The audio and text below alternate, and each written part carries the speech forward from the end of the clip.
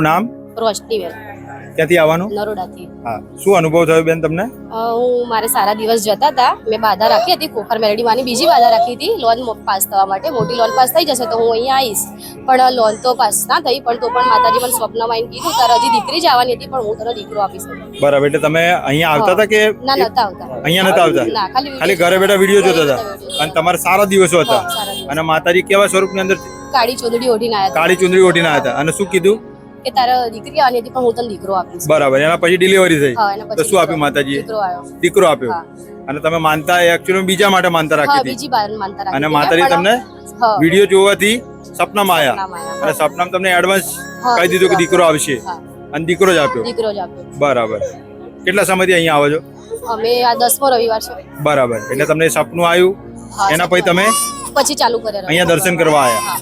રામ રામ. બાકી તમે પહેલા જોયા ના, નતા? પહેલા નથી આવી અહીંયા. રામ રામ. હા, રામ.